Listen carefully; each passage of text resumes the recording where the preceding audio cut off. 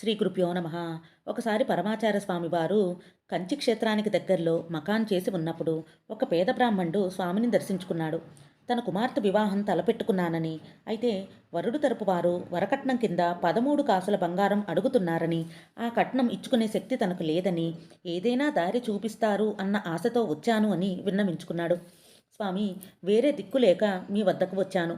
మీరు అనుగ్రహిస్తే తప్ప నా కుమార్తెకు మెళ్ళో 3 ముళ్ళు పడే అవకాశం లేదు అని కంటనీరు పెట్టుకుంటూ చేతులు కట్టుకొని నిలబడ్డాడు. స్వామివారు, నేను సన్యాసిని, నీకివ్వడానికి నా వద్ద బంగారం ఎక్కడ ఉంటుంది? నా ఎదుట విలపిస్తే ఏం లాభం? ఊళ్ళోకి పోయి కామాక్షి అమ్మ దగ్గర కూర్చుని నీ గోడు చెప్పుకో. నీ ఘోష విని ఆమె ఏదైనా కటాక్షించవచ్చు అని అన్నారు. ఆ బ్రాహ్మణుడు సరేనని కామాక్షి అమ్మవారి ఆలయానికి వెళ్ళి ఆ దేవికి ఎదురుగా కూర్చుని ఆమెను ప్రార్థించాడు. కొంతసేపు అయింది. ఉత్తర దేశం నుంచి ఎవరో ఒక షావుకారు స్వామివారిని దర్శించుకోవటానికని వచ్చాడు. స్వామివారు ఆయన్ని కుశల ప్రశ్నలు వేశారు.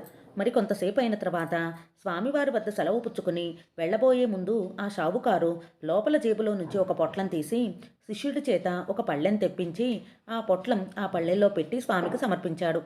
స్వామివారు, ఏమిటా పొట్లం అని అడిగారు. అందులో కాస్త బంగారం ఉంది, దానిని మీకు సమర్పించుకుంటున్నాను అన్నాడు షావుకారు. సన్యాసిని, నాకెందుకు ఆ బంగారం? నన్నేమి చేసుకోమంటావు అని అన్నారు. స్వామి, మీకు సమర్పించాలని నాకెందుకో అనిపించింది. దానిని మీ చిత్తం వచ్చినట్లుగా వినియోగించుకోండి. మీరు ఏమి చేసినా నాకు సమ్మతమే అని అన్నాడు.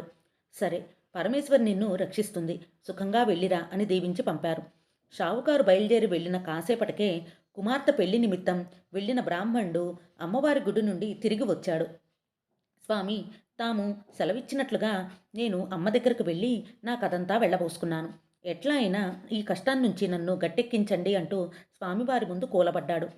పక్కన బల్లపైన ఒక పళ్ళెం చూపించి స్వామివారు ఇలా అన్నారు. ఆ పళ్ళెంలో ఒక పొట్లం ఉన్నది కదా, ఆ పొట్లంలో ఏముందో దాన్ని విప్పి చూడు. వణుకుతున్న చేతులతో ఆ బ్రాహ్మణుడు పొట్లం విప్పి చూశాడు. ఏముందా పొట్లంలో అని అడిగారు స్వామివారు. ఆ బ్రాహ్మణుడు భయంతో, సంభ్రమంతో, బంగారు కాసులున్నాయి స్వామి అని అన్నాడు. ఎన్ని ఉన్నాయి లెక్కపెట్టు అన్నారు స్వామివారు. అతను లెక్క వేసి 13 కాసులు అని తడబడుతూ సమాధానం చెప్పారు. నీకెన్ని కాసులు కావాలన్నావు అన్నారు స్వామివారు. 13 స్వామి అన్నాడు బ్రాహ్మణుడు.